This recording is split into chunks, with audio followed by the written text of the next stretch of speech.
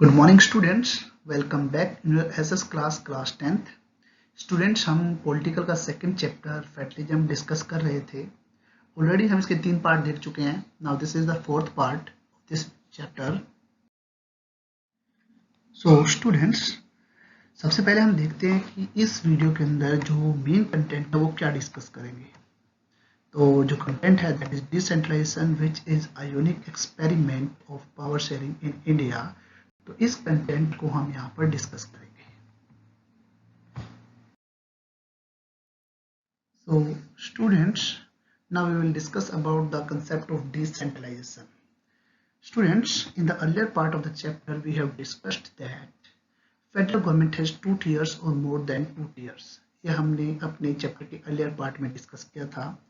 अगर इसी चीज को हम अपने इंडिया पे अप्लाई करते हैं तो India also had 2 tiers, but India का जो साइज है वो बहुत बड़ा है।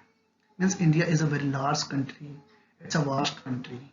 और अगर मैं स्टेट्स की बात करता हूँ इंडिया की, तो इंडिया के स्टेट्स भी चाहे पॉपुलेशन के आधार पे लगाऊं या एरिया के आधार पे लगाएं, तो उन दोनों आधार पे इंडिया के जो स्टेट्स हैं वो भी बहुत बड़े हैं। So due to size of area and population there is a need for power sharing within state. अगर मैं इंडिया के इन स्टेट्स को कंपेयर करता हूँ यूरोपियन कंट्रीज से, तो यूरोपियन कंट्रीज का साइज, उनकी पॉपुलेशन का साइज वो हमारे इंडियन स्टेट से कम मिलेगा। तो वहां पर अगर 2 लेवल्स हैं या 2 tiers हैं, दोज आर सफिशिएंट। बट अगर मैं इंडिया की बात करता हूं तो इंडिया के अंदर just only having 2 levels, these are not sufficient. यहाँ पर मोर देन 2 tiers होने चाहिए। थोड़ा सा कंपैरिजन देख लेते हैं। If we think about the UP, it is bigger than Russia in population. Means Russia world के अंदर एरिया वाइज सबसे पहले स्थान पर है, मीन्स फर्स्ट नंबर है, पर उसकी पॉपुलेशन यूपी की पॉपुलेशन से कम है। And if you think about the case of Maharashtra, it is as big as Germany in area. तो इस आधार पे ये कुछ ऐसे देश हैं जिनकी पॉपुलेशन, जिनका साइज हमारे स्टेट के जितना है या उनसे भी कम है। तो इस तरीके से अगर दूसरे देशों के अंदर या उन कंट्रीज के अंदर वहां पर केवल 2 tiers ऑफ लेवल है, दैट इज सफिशिएंट। पर इंडिया के अंदर तो जो 2 levels हैं वो सफिशिएंट नहीं है, मोर देन 2 level की रिक्वायरमेंट है। बट यहाँ पर अभी हमने साइज ऑफ एरिया या पॉपुलेशन की बात की है। बट अगर मैं पॉपुलेशन के आधार पे बात करता हूँ तो there are many states who has diverse population internally. तो उस डाइवर्स पॉपुलेशन के आधार पे भी वहां पर हमें लोकल लेवल की रिक्वायरमेंट है। तो इस आधार पे we need a third tier below state level. हमें स्टेट लेवल से नीचे एक थर्ड लेवल चाहिए जो कि लोकल गवर्नमेंट है। और आगे इस वीडियो में हम इस लोकल जो लेवल है उसके बारे में ही डिस्कस करेंगे। तो स्टूडेंट्स, जो हमारा थर्ड टियर है, अब हम इसके बारे में डिस्कस करते हैं। Third tier it means local government, that is below state government. ये एक लोकल गवर्नमेंट होती है जो कि थर्ड टियर होती है, जो कि बिल्कुल स्टेट गवर्नमेंट के अंडर आती है। मीन्स एक तरीके से बिल्कुल लोकल लेवल की हम यहाँ पर बात कर रहे हैं। तो इसे डिस्कस करने से पहले हमें पहले डिसेंट्रलाइजेशन कंसेप्ट क्या है इसको समझना आवश्यक है। तो अगर मैं डिसेंट्रलाइजेशन की बात करता हूं तो decentralization means power is taken from central government and state government और it should be given to local government। ये टोटल होल कंसेप्ट आपका डिसेंट्रलाइजेशन है। मीन्स हमने क्या किया, पावर को, जो पावर है सेंट्रल गवर्नमेंट और स्टेट गवर्नमेंट की, उसे ले लिया और उसे लोकल गवर्नमेंट को प्रोवाइड कर दिया। तो ये होल कंसेप्ट जो कहलाता है आपका डिसेंट्रलाइजेशन है। तो इस तरीके से जो डेफिनेशन होगी वो होगी, when power is taken away from state and central government and given to local government, it is called decentralization। Means जब पावर जो है स्टेट या सेंट्रल गवर्नमेंट की उसे लेकर उसमें से कुछ पार्ट जो है वो लोकल गवर्नमेंट को प्रोवाइड कर दिया जाता है, वो प्रोसेस या वो कंसेप्ट आपका डिसेंट्रलाइजेशन कहलाता है। तो आई थिंक आपको डिसेंट्रलाइजेशन क्या होता है उसके बारे में पता चल गया होगा। सो स्टूडेंट्स, अब डिसेंट्रलाइजेशन की रिक्वायरमेंट क्यों पड़ी, इसके पीछे क्या रेशनल है, वो क्या दिए गए हैं। मीन्स हमने साइज की बात कर ली, हमने पॉपुलेशन की बात कर ली, पर क्या हम केवल उन्हीं चीज को देखकर ये बात डिसाइड कर सकते हैं? बट इसके पीछे कुछ रेशनल तो होंगे जिसके आधार पे हमने ये डिसीजन लिया होगा। तो इस आधार पे जो इसके पीछे बेसिक रीजन है, सबसे पहले उन्होंने क्या कहा कि large number of issues they can be settled and sort out at local level in the best manner. Means बहुत सारे ऐसे इश्यूज हैं जो कि लोकल लेवल पर केवल आप कह सकते हो लोकल लेवल लोकल स्टेटस पर ही सेटल किए जा सकते हैं, सॉर्ट आउट किए जा सकते हैं इन ए बेस्ट मैनर, एक अच्छे तरीके से। एंड सेकंड, अगर हम बात करते हैं पीपल की, जो लोकल लेवल के पीपल हैं उनको लोकल इश्यूज के बारे में ज़्यादा पता होता है। अगर एग्जाम्पल हम ले लेते हैं कि आप सब कहाँ पर रहते हो, आप सब घुरुंडा के पास रहते हो, ठीक है। घुरुंडा एक छोटा सा एरिया है हरियाणा का। अब चंडीगढ़ के अंदर या हमारी जो स्टेट गवर्नमेंट है उसे कैसे पता है कि हमारे लोकल लेवल घुरुंडा पे किस प्रकार के इश्यूज हैं, तो वो डिसीजन कैसे ले सकते हैं। तो इसीलिए लोकल लेवल के इश्यूज के बारे में ज़्यादा जानकारी लोकल पीपल को होती है। तो इसीलिए उनको सॉर्ट आउट करना, उनके आप कह सकते हो उनके बारे में डिसीजन लेने का अधिकार लोकल लेवल तक ही जाना चाहिए। इवन अगर हम बात करते हैं लोकल लेवल के पीपल को की, तो they have better ideas on managing things and spending money. उन्हें पता होता है कि हमारे एरिया में किस प्रकार की प्रॉब्लम चल रही है, हमें किस लेवल पे पैसा खर्च करना है और किस जगह पर खर्च करना है, उसके बारे में उनके पास ज़्यादा आइडियाज होते हैं। तो इस आधार पे आई थिंक सो डिसेंट्रलाइजेशन जो कंसेप्ट है वो बहुत ज़्यादा रिक्वायर्ड है। इसके अलावा पीपल के अंदर क्या होगा, डिसीजन मेकिंग के अंदर डायरेक्ट पार्टिसिपेशन का मौका मिल जाएगा। अब वो डायरेक्ट मैनर से पार्टिसिपेट कर सकते हैं डिसीजन मेकिंग के अंदर। तो डिसेंट्रलाइजेशन का ये अनदर बेनिफिट है। और डेमोक्रेटिक पार्टिसिपेशन की बात करता हूँ तो ये हैबिट जो है वो उनके अंदर और ज़्यादा आप कह सकते हो एमर्ज होगी, और ज़्यादा उनके अंदर इंस्टिल होगी। तो जिसका बेनिफिट क्या होगा कि वो डिसीजन मेकिंग में अधिक से अधिक पार्टिसिपेट करेंगे। तो it's a best method to realise local self government, जो कि एक तरीके से हमारी आप कह सकते हो डेमोक्रेसी की बहुत बड़ी स्पिरिट है, या डेमोक्रेसी के अंदर एक बहुत इंपॉर्टेंट फीचर मानी जाती है। तो लोकल सेल्फ गवर्नमेंट को रियलाइज करने का ये सबसे बेस्ट मेथड है डिसेंट्रलाइजेशन। तो ये जो रीजनल थे वो डिसेंट्रलाइजेशन को क्यों लागू करने की आवश्यकता पड़ी, तो उसके आधार पे थे। सो स्टूडेंट्स, आगे अगर हम बात करते हैं कि जो अगर हम नीड ऑफ द डिसेंट्रलाइजेशन की बात कर रहे हैं, तो जो नीड ऑफ डिसेंट्रलाइजेशन है, कॉन्स्टिट्यूशन के अंदर इसकी रिक्वायरमेंट को रिकॉग्नाइज भी किया है। इसके अंदर कॉन्स्टिट्यूशन में लिखा भी गया है कि there is a urgent need for decentralization in a country like India. एक इंडिया जैसे बड़े देश के अंदर जो डिसेंट्रलाइजेशन है वो होना चाहिए, और ये कॉन्स्टिट्यूशन के अंदर भी डिस्कस किया गया है, माना गया है। तो इसी आधार पे पंचायत और म्यूनसिपैलिटी जो है वो इंडिया के अंदर सेटअप की गई। अगर मैं पंचायत की बात करता हूँ तो they are at rural areas, and municipalities and municipal corporation की मैं बात करता हूँ तो they are related to urban centres.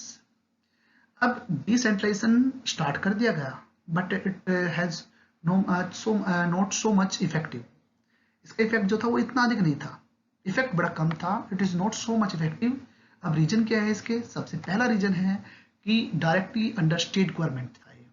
तो स्टेट गवर्नमेंट के अंडर होना, इट मीन से स्टेट गवर्नमेंट ने इनको पावर्स प्रोवाइड नहीं की। जैसे कि हमने इससे पहले पढ़ा था सेंट्रो स्टेट रिलेशनशिप के भी बीच में, कि किस प्रकार से जो स्टेट सेंट्रल गवर्नमेंट है वो अपनी पावर का मिस यूज करके स्टेट गवर्नमेंट को पावर नहीं देती थी। तो यही कुछ ऐसा रीजन यहाँ पर रहा कि स्टेट गवर्नमेंट जो है वो जो लोकल गवर्नमेंट है उनको अच्छी तरीके से पावर नहीं दे पा रही थी।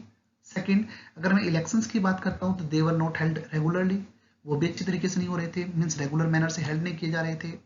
और रिसोर्सेज और पावर की बात करता हूँ तो लोकल गवर्नमेंट के पास रिसोर्स और पावर तो ना के बराबर थी। तो ये कुछ ऐसे रीजन थे जिनकी वजह से जो डिसेंट्रलाइजेशन प्रोसेस थी इंडिया में इफेक्टिव मैनर से काम नहीं कर पाई शुरुआती दौर में। सो स्टूडेंट्स, अब डिसेंट्रलाइजेशन जो प्रोसेस है या लोकल गवर्नमेंट जो है इफेक्टिव और पावरफुल मैनर से काम कर सके, इसके लिए गवर्नमेंट ने कुछ सॉल्यूशंस निकाले। तो सबसे पहला जो सॉल्यूशन था वो था कॉन्स्टिट्यूशन के अंदर 1992 में 73rd अमेंडमेंट किया गया, जहां पर लोकल गवर्नमेंट को पावरफुल बनाया गया, उसको एक्स्ट्रा रिसोर्स प्रोवाइड किए गए उसके बारे में कि उसकी क्या पावर्स हैं, उसके कौन कौन से रिसोर्सेज हैं, कहाँ तक वो डिसीजन ले सकती है। इन सब के बारे में इस अमेंडमेंट के अंदर वर्णन किया गया कि कॉन्स्टिट्यूशन के अंदर इन सब चीज़ों को लिखा भी गया, ताकि इस तरीके से इनकी पावर जो है वो सेपरेट मैनर से पता चल सके कि इनके पास क्या पावर्स हैं। देन इसके अलावा क्या किया गया, regular election should be mandatory. ये मैंडेटरी कर दिए गए कि रेगुलर इलेक्शन करने ही करने हैं। तो इस आधार पर क्या किया गया, कुछ सीट्स जो हैं वो SC BC OBC और वीमेन के लिए रिजर्व कर दी गई। तो नॉर्मली लोकल लेवल पर हमारे इंडिया के अंदर 27% जो सीट्स हैं they are reserve for SC BC OBC, and 33% जो सीट्स हैं they are reserve for women. तो इन सब के लिए जो सीट्स थी वो रिजर्व कर दी गई। एक स्टेट इलेक्शन कमीशन जो है उसका निर्माण किया गया लोकल लेवल पर, जो कि इनके रेगुलर इलेक्शन का ध्यान रखेगा। मीन्स इलेक्शन कमीशन एक हमारे ऑल ओवर इंडिया का है जो कि जनरल इलेक्शंस के आधार पे लोकसभा के इलेक्शन वगैरह कराता है। और स्टेट के अंदर ये स्टेट इलेक्शन कमीशन एस्टेब्लिश किया गया जिसका मेन उद्देश्य था to hold elections regularly at local level. तो इस आधार पे इस कमीशन का निर्माण किया गया। इसके अलावा कुछ जो पावर्स थी रिवेन्यू की या अलग जो पावर्स थी वो स्टेट गवर्नमेंट से लेकर लोकल गवर्नमेंट को दे दी गई और लोकल गवर्नमेंट उन सबको शेयर करेगा, इस बात को कॉन्स्टिट्यूशन में लिखा गया। तो अब क्वेश्चन यहाँ पर आता है कि कौन कितना पावर शेयर करेगा, उसके ऊपर क्या बात की जाएगी। तो ये डिपेंड करता है डिफरेंट स्टेट्स के अंदर डिफरेंट। तो ये अलग अलग स्टेट का अलग अलग मैटर है, तो वो अलग अलग स्टेट के आधार पे अलग अलग है। सो स्टूडेंट्स, अब बात करते हैं हम रूरल लेवल की, जिसे हम पंचायती राज कहते हैं। तो हम यहाँ पर थोड़ा सा रूरल लेवल मीन्स जो लोकल लेवल है उसको थोड़ा सा देख लेते हैं कि लोकल लेवल होता क्या है। तो इसमें सबसे पहले हम रूरल लेवल की बात करेंगे जिसे हम पंचायती राज कहते हैं, उसके बारे में देखते हैं। इसमें ग्राम पंचायत होती है जो कि हर एक गांव के अंदर होती है। तो ईच विलेज और sometimes a group of village having a gram panchayat. Means ये डिपेंड करता है पॉपुलेशन पे। कई बार क्या होता है कि एक अकेले गांव की खुद की एक पंचायत होती है जो कि मीन्स गांव की पॉपुलेशन अच्छी होती है। कुछ ऐसे होते हैं जिनकी कम आप कह सकते हो कम पॉपुलेशन होती है, तो उसमें क्या करते हैं ग्रुप ऑफ विलेज को इकट्ठा करके एक सिंगल ग्राम पंचायत बना देते हैं। हमारे इंडिया के अंदर उत्तर प्रदेश के बहुत सारे ऐसे प्लेसेज हैं जहां पर इस प्रकार की सिचुएशन है। तो ग्राम पंचायत जो है हर एक गांव के अंदर एक ग्राम पंचायत होती है। ठीक है, देन उसके बाद हम क्या करते हैं उस ग्राम पंचायत के अंदर उस ग्राम पंचायत को सेवरल वार्ड्स में डिवाइड करते हैं और हर एक वार्ड से एक मेंबर चूज किया जाता है, दैट इज कॉल्ड पंच। उसे पंच कहते हैं। और ऑल ओवर जो आप कह सकते हो विलेज होता है उसका एक प्रेसिडेंट होता है, that person is called sarpanch. और ये सारे के सारे डायरेक्ट इलेक्शन के माध्यम से होते हैं और इलेक्शन के थ्रू ही चूज किए जाते हैं। तो इस तरीके से सबसे पहले हम बात करते हैं कि हर एक विलेज के अंदर एक ग्राम पंचायत होती है और उस पूरे विलेज को डिफरेंट वार्ड्स में डिवाइड करके वहां से वार्ड मेंबर सिलेक्ट किए जाते हैं। देन एक पूरे गांव का जो प्रेसिडेंट होता है सरपंच उसे सिलेक्ट किया जाता है। और जितनी भी आप कह सकते हो ये जो इलेक्शंस होते हैं सरपंच के, इस इलेक्शंस के अंदर जो पॉपुलेशन होती है हर एक वार्ड की वो डायरेक्टली इलेक्शन में पार्टिसिपेट करके अपने वोटिंग माध्यम प्रोसेस के माध्यम से इनको चूज करती है। अब ये जो टोटल बॉडी बनी है इट मीन्स जितने भी ये वार्ड मेंबर्स पंच हैं और जो ये सरपंच है ये सारा का सारा होल पर्सन मिलके they make a decision making body for the whole village. तो पूरे विलेज से रिलेटेड जो डिसीजन लेने का जो आप कह सकते हो अधिकार होता है वो इनके पास होता है। तो वो हर एक प्रकार के डिसीजन ये ही लेते हैं। And they also work under the supervision of gram sabha, जो कि ग्राम सभा की सुपरविजन में काम करते हैं। अब ग्राम सभा क्या होती है उसको हम आगे देखते हैं। सो स्टूडेंट्स, ग्राम सभा को देख लेते हैं। अगर मैं ग्राम सभा की बात करता हूँ तो हमने इससे पहले डिस्कस किया है कि ग्राम पंचायत होती है, ग्राम पंचायत के अंदर सरपंच और वार्ड मेंबर्स चूज किए जाते हैं और जो कि under the supervision of gram सभा काम करते हैं। तो सबसे पहले हमें पता होना चाहिए ग्राम सभा के अंदर मेंबर्स कौन होते हैं। जो मेंबर्स होते हैं they are the all voters of the village. Means village के जितने भी वोटर्स हैं एलिजिबल वोटर्स हैं वो इसके मेंबर होते हैं। मीन्स इसके अंदर कोई इलेक्शन नहीं होता, कोई अदर नहीं होता, वो ऑटोमेटिक जितने भी वोटर्स होते हैं वो इस ग्राम सभा के मेंबर माने जाते हैं। एंड दिस ग्राम सभा हैज टू मीट ट्वाइस और थ्राइस इन अ ईयर। एक साल में कम से कम 2 से 3 मीटिंग होनी चाहिए जहां पर वो इन सब चीजों को डिस्कस करेगी कि ग्राम पंचायत जो है अच्छी प्रकार से इफेक्टिव मैनर से काम कर रही है या नहीं है। तो ग्राम सभा के थोड़े से हम काम देख लेते हैं। ग्राम सभा का मेन वर्क क्या होता है, तो it has to approve the annual budget of gram panchayat. Means gram panchayat अपना एनुअल बजट पेश करती है तो ग्राम सभा इसको चेक करती है कि वेदर इट इज करेक्ट और not. And everything about the second thing जो है to review the performance of the gram panchayat. जो ग्राम पंचायत की जो परफॉर्मेंस है उसका रिव्यू करना कि वेदर ग्राम पंचायत अपने परफॉर्मेंस को अच्छा कर रही है नहीं कर रही है, कि जो ग्राम पंचायत का कार्य है वो अप टू मार्क है या नहीं है। इन सब चीजों को रिव्यू करना जो है वो ग्राम सभा का काम है। बट बड़े दुख की बात है कि हमारे देश के अंदर ग्राम सभा जो है वो इफेक्टिव नहीं है जितना उसे होना चाहिए।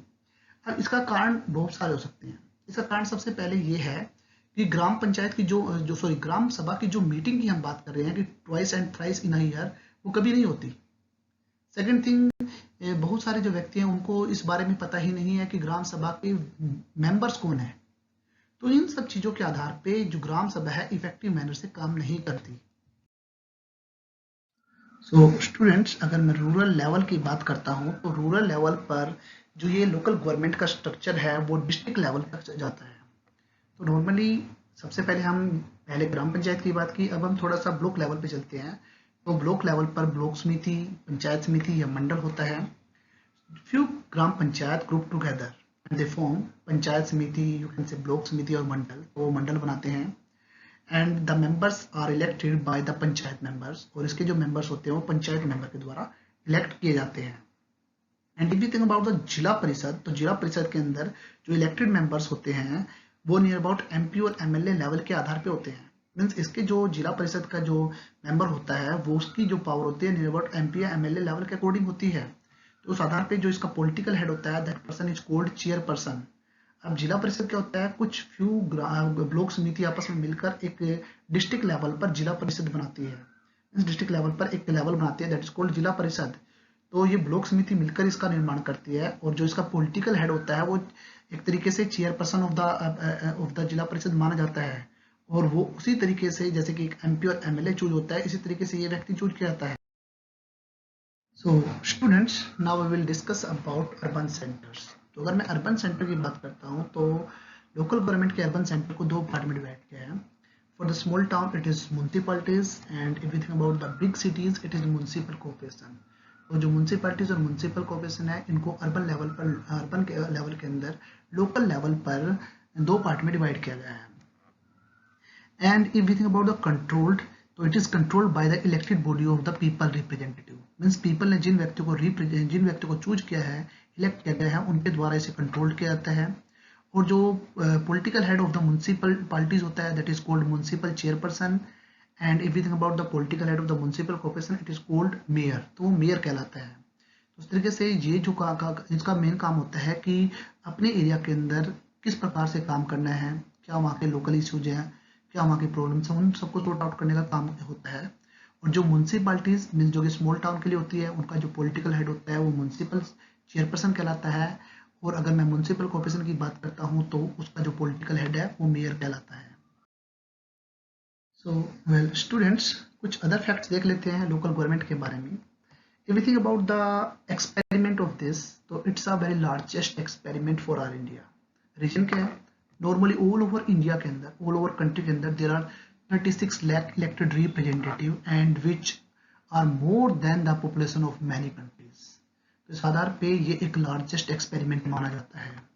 सेकेंड थिंग, जो कॉन्स्टिट्यूशनल स्टेटस है वो डिपेंड करता है डेमोक्रेसी के आधार पे कि डेमोक्रेसी कितनी फ्लेक्सिबल है, कितनी उसकी फ्लेक्सिबल अप्रोच है, तो उस आधार पे इसके स्टेटस जो है वो डिपेंड करता है। बट इसके आधार पे एक बेनिफिट भी हुआ है कि जो वीमेन रिप्रेजेंटेशन है वो इंक्रीज होता जा रहा है, उनका स्टेटस भी बढ़ता जा रहा है, उनकी डिमांड जो है वो एक्सेप्ट भी की जा रही है। स्टूडेंट्स, आपको एक तथ्य बता देता हूँ कि अगर हमने बात की 33% reserve seats for women in in India at local level.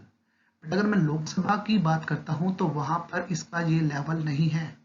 Even कई बार लोकसभा के अंदर या पार्लियामेंट के अंदर इस इश्यू को रखा गया है कि वीमेन को वहां पर एक तरीके से रिजर्व सीट मिलनी चाहिए, पर वो जो बिल है आज तक कभी भी डिस्कस नहीं किया गया, ना ही पास किया गया है। केवल वीमेन रिप्रेजेंटेशन का ये रिजर्व सीट्स है 33% जो है वो केवल लोकल लेवल पर ही प्रोवाइड किया गया है। तो ये एक तरीके से हमारे इंडिया के लिए बहुत, आप कह सकते हो, दुखद घटना मानी जा सकती है, दुखद समाचार माना जा सकता है। नाउ जो डिसेंट्रलाइजेशन के अंदर कुछ प्रॉब्लम्स हैं जो फेस की जाती है वो देख लेते हैं। सबसे बड़ी जो प्रॉब्लम है वो ग्राम सभा की जो मीटिंग है they are not held regularly. इस ग्राम सभा रेगुलरली होल्ड नहीं होती, जिसकी वजह से प्रॉब्लम क्या होता है, प्रॉब्लम ये होती है कि जो ग्राम पंचायत है वो अपनी पावर का मिसयूज कर लेती है। तो ये एक तरीके से डिसेंट्रलाइजेशन या इंडियन डेमोक्रेसी के लिए एक बहुत बड़ा धक्का है या बहुत बड़ा आघात है हमारे इंडिया के ऊपर। बहुत सारे ऐसे स्टेट्स हैं जहां पर लोकल गवर्नमेंट को पावर ही प्रोवाइड नहीं की गई, ये भी एक बहुत बड़ी प्रॉब्लम है। इसके अलावा लोकल गवर्नमेंट जो है उनके पास प्रॉपर रिसोर्सेज भी नहीं है। तो ये कुछ ऐसी प्रॉब्लम्स है जिसकी वजह से डिसेंट्रलाइजेशन जो प्रोसेस है इंडिया के कुछ प्लेसेज पर इफेक्टिव मैनर से काम नहीं कर रही है, जिनको हमें सुधारना चाहिए, जिनको हमें थोड़ा सा एक तरीके से प्रायर मैनर से, प्रायर डिमांड या अर्जेंट डिमांड के आधार पे इनको सॉर्ट आउट करना चाहिए. So students, I hope the concept is clear to all of you. So I'll see you in the next video. Keep smiling. Thank you. Have a nice day.